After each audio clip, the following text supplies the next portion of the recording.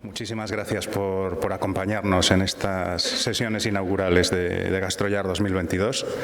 Y como decía Lluís hace un momento, vamos a meternos ya en tomate. Vamos a empezar con las sesiones que, como sabéis, van a traer a lo largo del día y también mañana al escenario y a las diferentes localizaciones en las que vamos a estar proyectos que creemos que pueden ser una inspiración. Proyectos, algunos de ellos con una raíz local, pero muchos de ellos también que llegan desde otras partes, desde todos los rincones de la península ibérica, con sus peculiaridades, por supuesto, con sus puntos de hecho diferencial, pero con algunos hilos conductores que creemos que comparten todos ellos y que comparten con muchas de las cosas que están ocurriendo en Asturias y que están ocurriendo en estas comarcas. Por eso están aquí, para contarnos lo que están haciendo, para contarnos cómo se plantean el futuro y probablemente también para hacernos pensar, para reflexionar sobre qué está pasando en la cocina, en la producción agroalimentaria, en la gastronomía contemporánea y cómo mucho de todo esto que está pasando está relacionado con ámbitos rurales, ¿no? Ámbitos rurales que probablemente hace unos años no estaban tan en el centro del debate gastronómico como están hoy, pero que ahora prácticamente de mes en mes vemos cómo van ganando relevancia, van ganando protagonismo. Y no es ni más ni menos porque tienen mucho que contar, porque tienen mucha carga, tienen mucho relato detrás, tienen mucho de recuperación de patrimonio cultural, de memoria histórica y, por supuesto, también muchísimo de proyección de futuro. Eso es lo que iremos viendo a lo largo de todas las presentaciones, a lo largo de todas las ponencias y vamos a empezar desde el País Vasco, desde Álava, desde la montaña de Álava, con un proyecto fascinante a cuyo frente está Edorta Lamo, que está aquí conmigo en el escenario.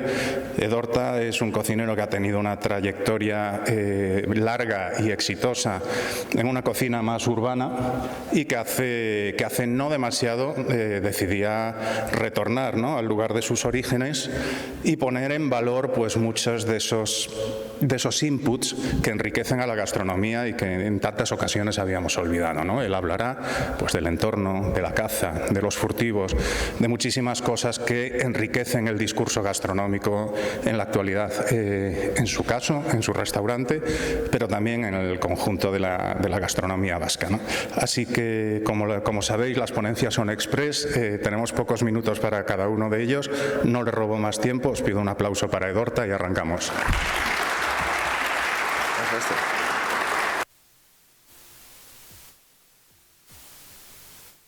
Muchas gracias a GastroYar por hacernos llegar aquí, por acordarse de nosotros y traernos desde la montaña de Álava aquí a la central montaña asturiana.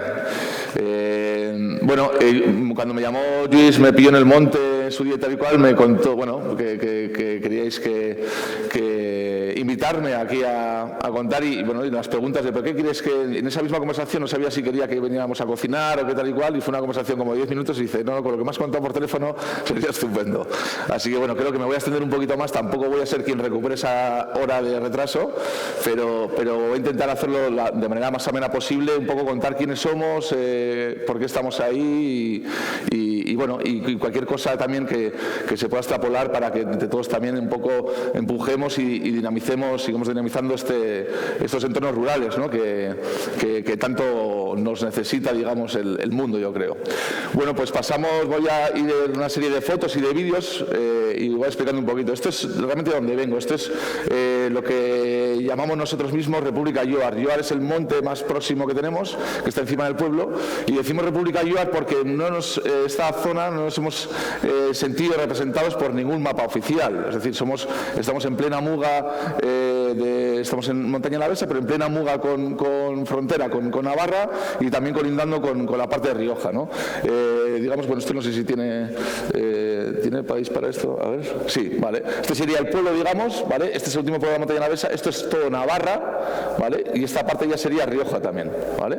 Por lo tanto es una zona, como digo, que colinda muchísimo y en ningún mapa institucional, si hacía el mapa del gobierno vasco, nos veíamos que éramos una esquina que no teníamos alrededor nada, si era el mapa de Navarra, veíamos cómo había un hueco en el que nosotros estábamos y no nos veíamos representados y tal, ¿no? Por lo tanto, esta elaboración de mapa sobre todo es cuando yo ya, como decía Jorge, ya siento la llamada a volver a mi origen, a mi pueblo, ya después de 18 años en Donosti.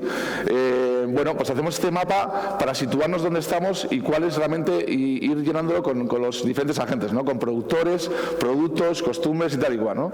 Es decir, esto lo empezamos a hacer de una manera interna, un trabajo interno, para ver con qué podemos contar, ¿no? Cuál es nuestra comunidad y cuál es nuestra red, ¿no?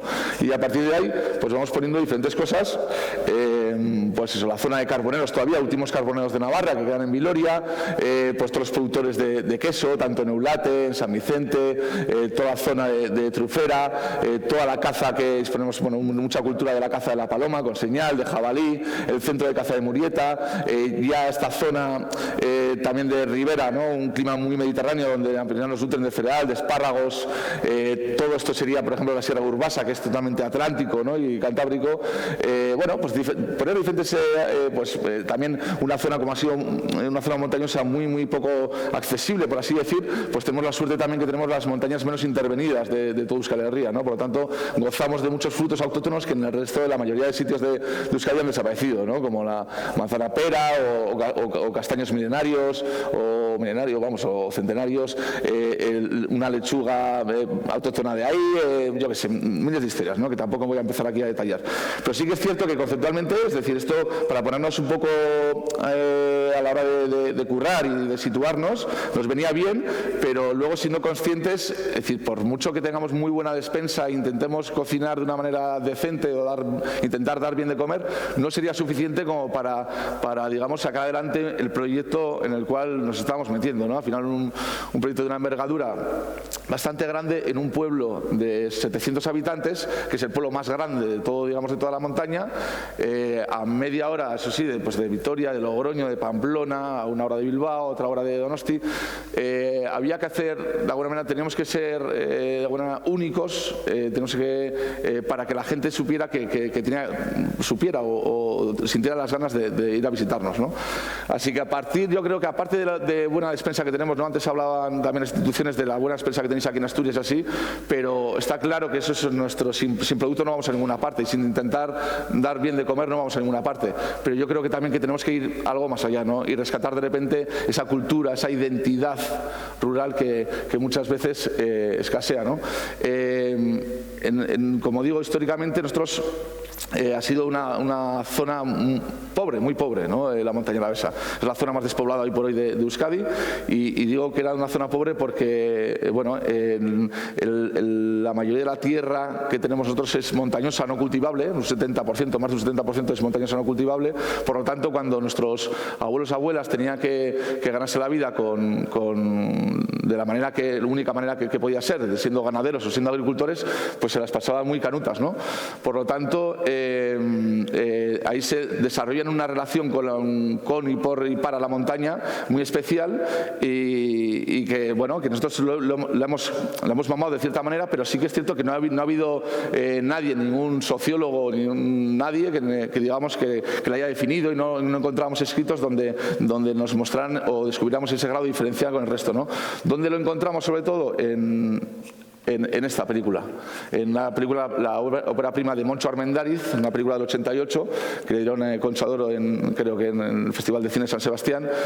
Esto fue una revolución sobre todo para nuestra zona, porque por fin se hacía una película de alguien del pueblo, ¿no? Es decir, Tasio es del pueblo colindante de Campezo, de Zúñiga, un pueblo a 3 kilómetros, pero que es Navarra, y bueno, y cuenta la historia de alguna manera de cómo se vivía entonces, ¿no? De la historia de un carbonero que no se quería mover del pueblo, ¿no? Que con la llegada, luego más tarde, obviamente, de la industria y tal y cual, el RQR, Cabezón en sí, de alguna manera de curar en el pueblo y de alguna manera de ser autónomo, ¿no? Por lo tanto, ese es un ejemplo de muchos tasios que ha habido en Campezo, en nuestra zona, en la montaña. Era un nombre real, obviamente, en el cual también hay un vínculo medio familiar, por todo el mundo ahí, como siendo tan pocos, de alguna manera todos tenemos una relación casi, un vínculo familiar, ¿no? Pero sí que es cierto que, por ejemplo, pues hay mis abuelos tuvieron su contacto con él y así, y es una película en la que yo, por ejemplo, cuando empecé el proyecto Arrea, cuando ya reunía desde el arquitecto hasta el interiorista, el fotógrafo, los diseñadores, o sea, todo este equipo que al final los tenemos que forrar un poquito o rodear, los cocineros, para darle un empaque a todo y para que un proyecto sea de alguna manera tenga una dirección clara. Esta es la primera reunión que tenía con todo el mundo, era la película que les daba la mano. Entonces decía, bueno, primero mira esta película y mañana ya hablamos, ¿no? Todo el mundo me decía la sensación, joder, es una película muy guay, parece que va a pasar todo el rato algo y no pasa nada. Y digo, es que ese es el modo de vida que tenían antes, ¿no? Yo creo que el hecho de superar el día a día con todo en contra, de alguna manera, era en sí una película, era una tensión continua, ¿no? Y de alguna manera esta es como nuestra... encontramos aquí un poquito nuestra cripta, ¿no? Por así decir, de qué es el grado diferencial, de qué es lo que nos diferencia frente al resto, ¿no? Por lo tanto, después de hacer el mapa lo que hicimos es un rollo, casi un trabajo sociológico, es decir, juntarme con muchísima gente, sobre todo la gente mayor, que me contara todo sobre esto, ¿no? Porque ¿qué pasa también? Que es una cultura, digamos, digamos ese título que hemos puesto de la vida furtiva, es la vida que llevaban, ¿no? Ni siquiera ellos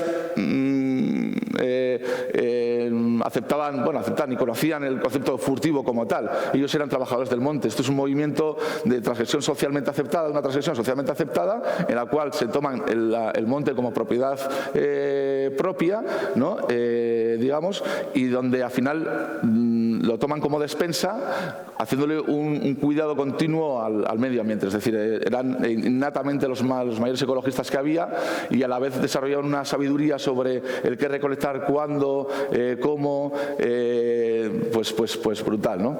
Entonces, en estas reuniones y en estos encuentros que hacíamos con gente mayor, bueno, pues dimos también con prácticamente el último furtivo, por así decir, que había en la zona. Era un hombre ya de 92 años, Julián Foronda, el cual, bueno, pues nos nutrió mucho, nos contaba muchas cosas, muchas historias, y un día, pues bueno, pues de tantas reuniones que hacíamos, decidimos hacer un vídeo que es el que os presentamos ahora, ¿no?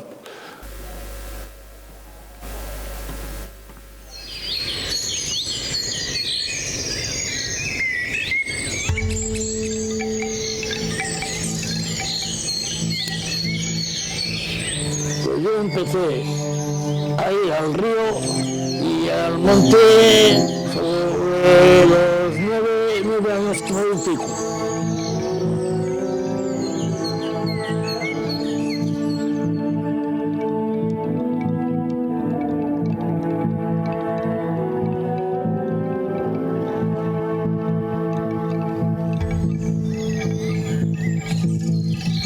Cuando me difunto padre, pues estaba en el monte y yo tenía que estar con ellos al carbón vegetal para sacar dinero del tisco y del carbón para poder vivir, ya digo, porque no había dinero como hoy.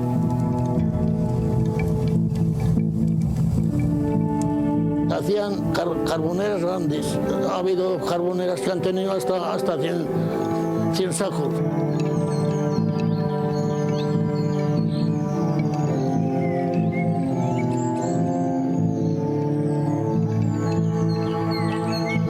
Lo mismo al río que al monte, pues para sacar unos perros.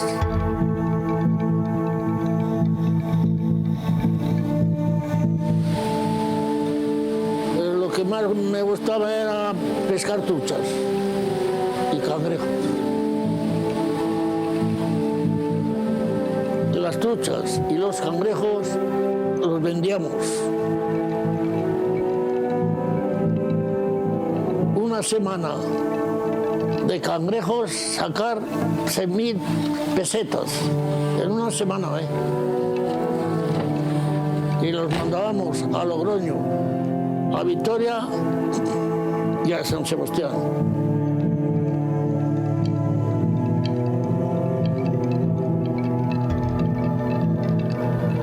Las truchas, como mejores son fritas con la grasa de tocino.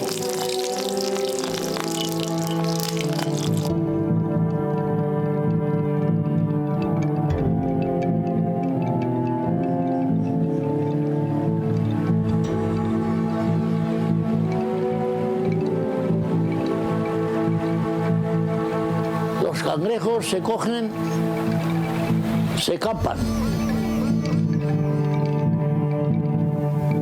lavados, una vez que están en una tartera de barro, después de echarles el tomate.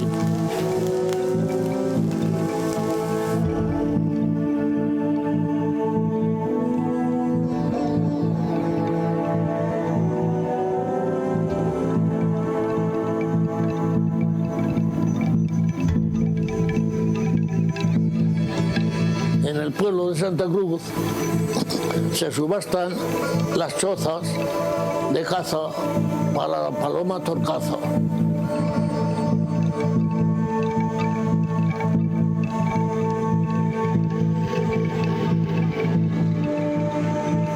Se ponían en chozas expresamente para bajicas, y los zumeles con unas cuerdas se movían unos cordeles a la choza, y cuando venía la banda pues las veían y se paraban.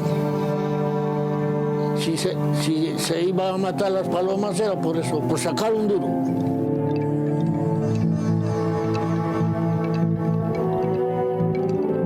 Llegaron una vez la pareja de la Guardia Civil, que había nieve, había hasta la rodilla de nieve, y fueron y nos llevaron los pichones y las escopetas al hermano Marcos y a mí, y la tuvo buena con los guardias civiles, que les dijeron: si no hacen daño a nadie y aparte de eso, esa gente ¿qué va a comer? ¿Qué van a hacer?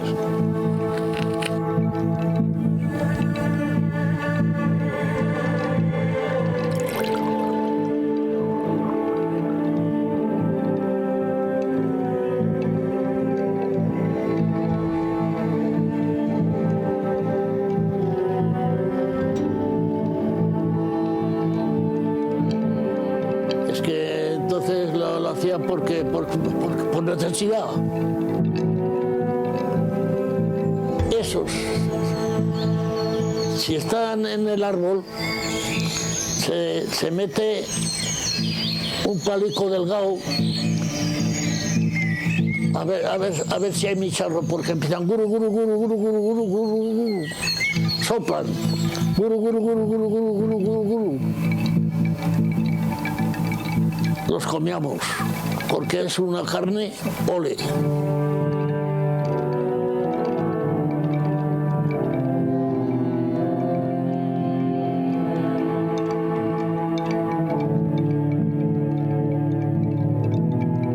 Nosotros limpiábamos el monte, lo respetábamos.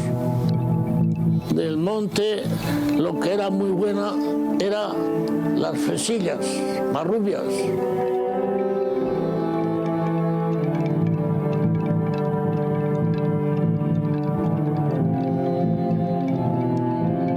Tiempo de las pardillas, pues cogía cestos.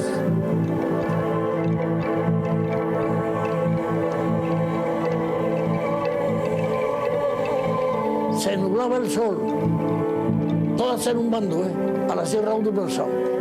Por encima de Orbiso bajaba personal de Vitoria solamente por verlas a la dormida. Millones.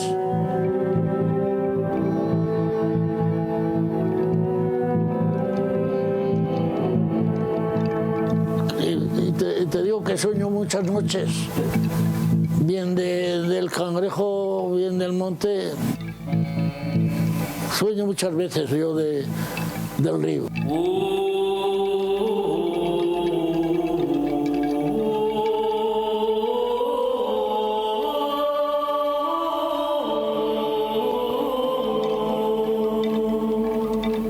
También a todos los furtivos y a las abuelas que de alguna manera salieron con la naturaleza para tirar adelante y que estuviéramos hoy por hoy todavía latentes en la zona, ¿no? eso es como les gustaba, bueno, como se denominaban ellos, trabajadores del monte. O sea, no había ningún concepto furtivo tal y cual. Lo que pasa es que es un fenómeno, digamos, un término bastante moderno, ¿no? El de furtivo, ¿no? Y siempre cuando escuchamos la palabra furtivo siempre nos ponemos un poco, nos imaginamos a esa gente desalmada que solamente busca presas con la intención de sacar dinero y tal y cual, ¿no?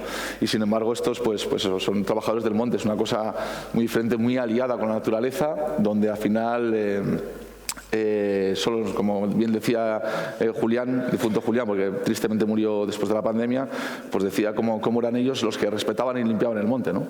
Así que bueno, ahí cabe un poco nuestro homenaje a esta gente y lo que sí es eso, como decía, pues bueno, había fallecido, el ya estaba mayor, era nuestro gran informador, pero esta gente, claro, cuando digamos ejercían todo el ejercicio de alguna manera desde pequeños y todo, sí que es cierto que cuando llegó la era moderna, la industrialización, ellos empujaron a todos sus hijos y hijas de alguna manera a irse del pueblo a dedicarse a la industria, y este fenómeno entonces, claro, reconocer en las ciudades, en las fábricas, reconocer que primero que provienes de una familia pobre, pues ya no estaba nada bien visto, y segundo, contar que tu padre o tu madre también se dedican a una actividad ciertamente pues un poquito no ilegal, pero tampoco legal del todo, pues todavía peor visto, ¿no? Entonces hubo un silenciamiento de alguna manera de toda esta cultura furtiva, por así decir, ¿no? Entonces todo esto se enterró, por así decir, y entonces nuestro trabajo de alguna manera ha sido no solo desempolvarlo y sacarlo, sino intentar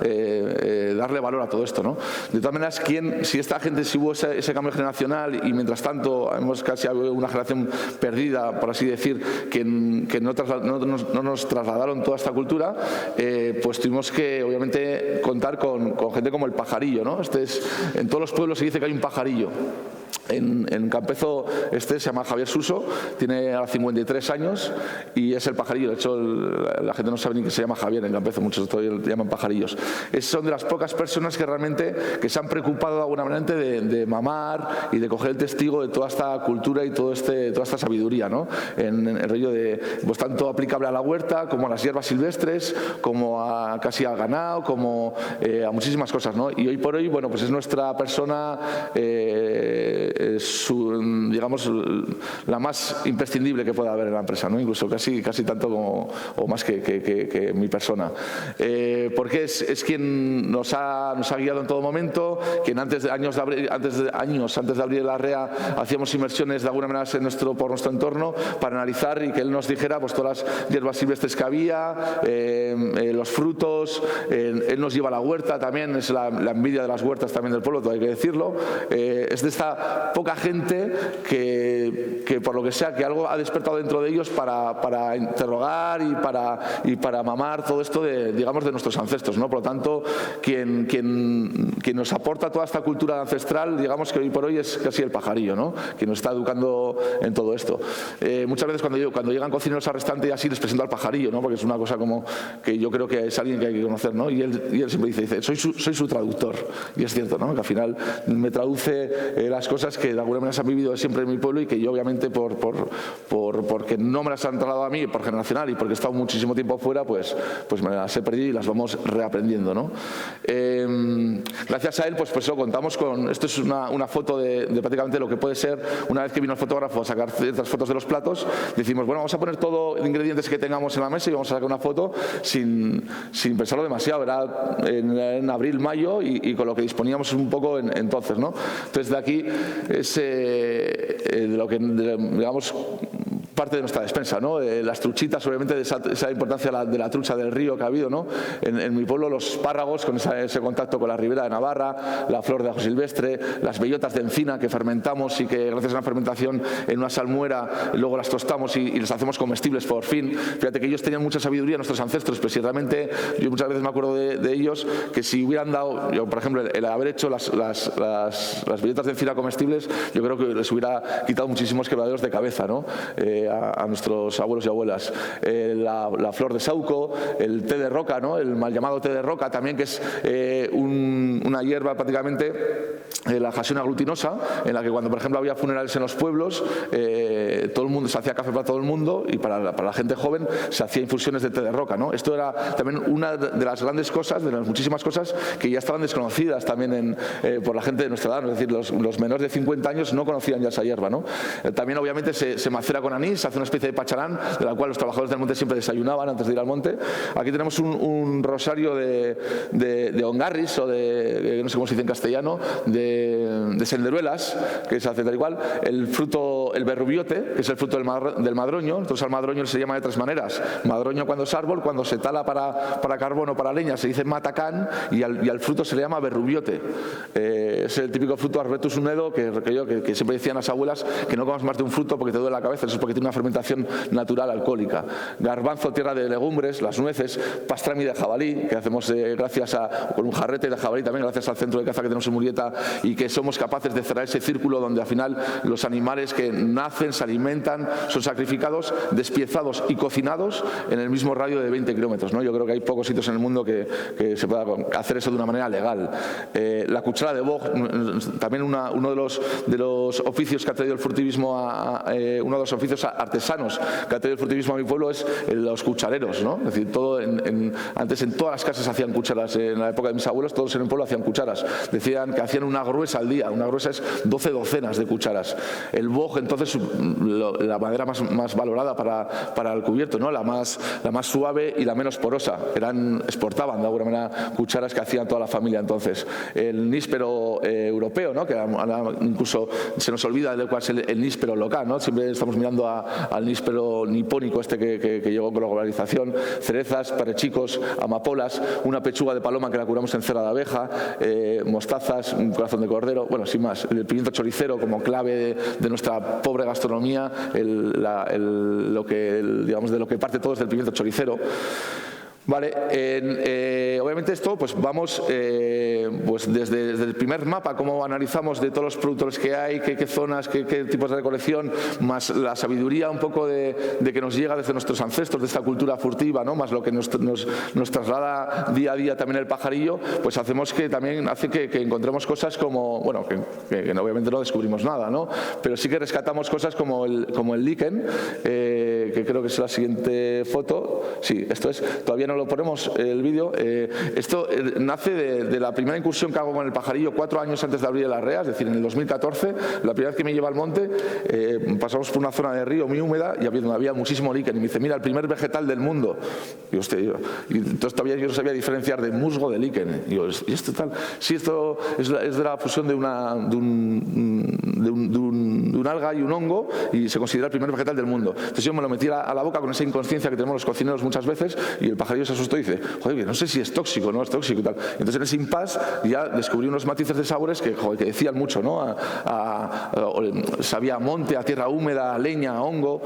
Y bueno, pues esa cabezonería también, esa visión de que eso podía aportar algo a la cocina, empezamos a hacer pruebas y efectivamente, bueno, empezamos a frotarlo en los curados, a infusionarlo en algunos jugos. Joder, veíamos que nos daba unos matices de la leche. Esto dio pie a que bueno, pues indagando, diéramos con un liquenólogo, que tampoco sabía que existía este oficio, un liquenólogo navarro llamado Javier Tallo, que es una institución dentro de los liquenólogos, y pues le mandé muchos emails que no me respondía, hasta que bueno, lo localicé porque era profesor de un instituto, y entonces dije, no, te estoy mandando emails, y me dices que no te contesto porque creo que estás loco, o sea, nunca se ha planteado cocinar con liquen.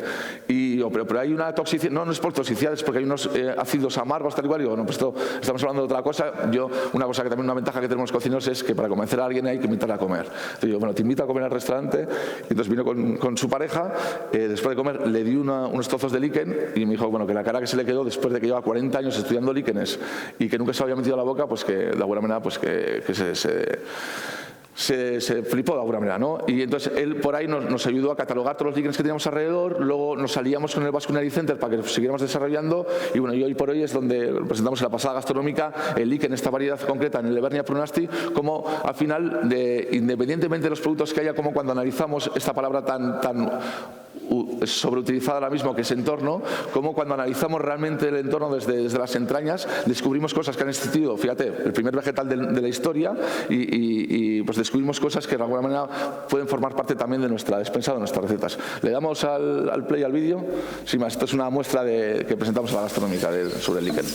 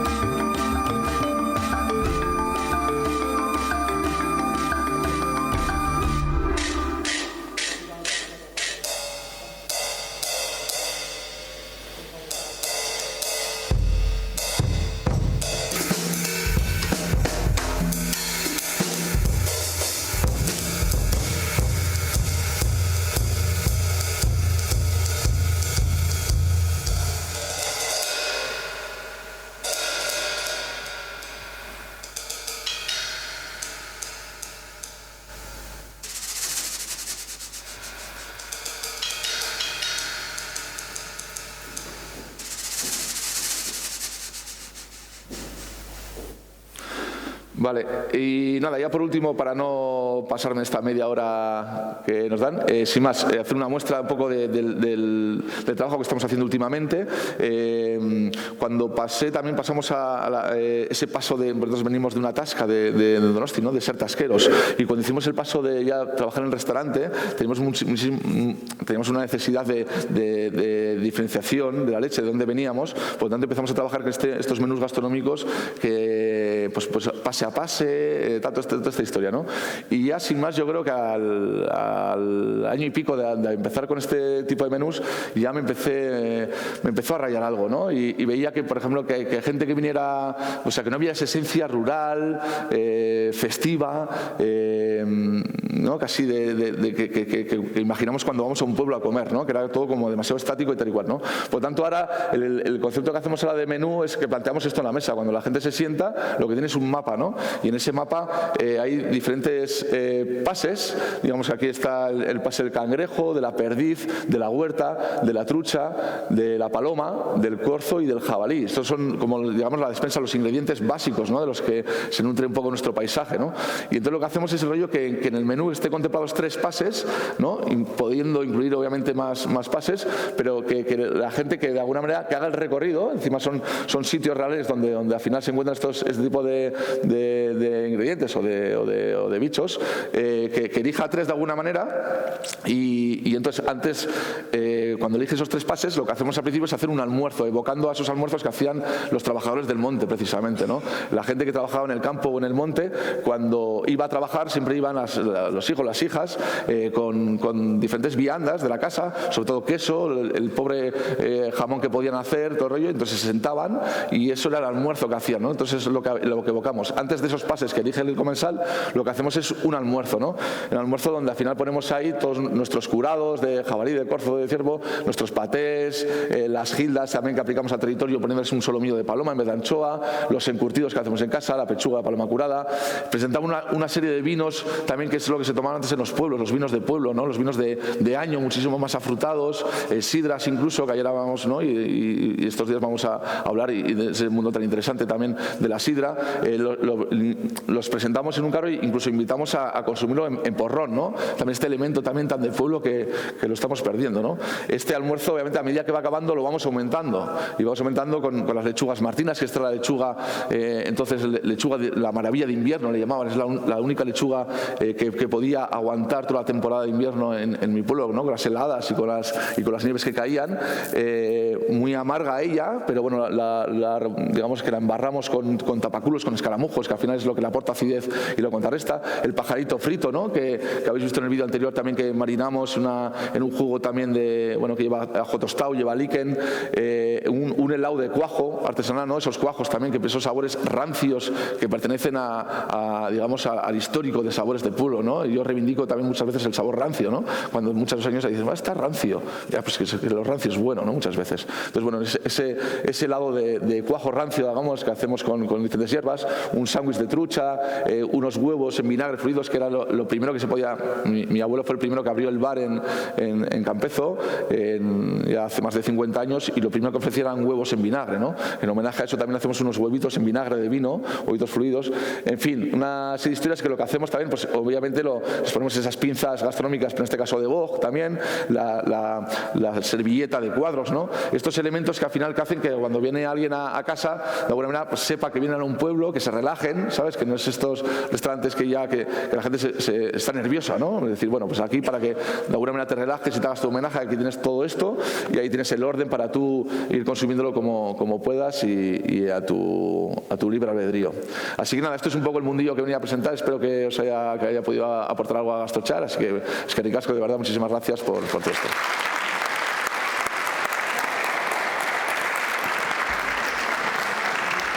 Pues muchas gracias, Edorta. Ya sabéis, restaurante Arrea en Campezu.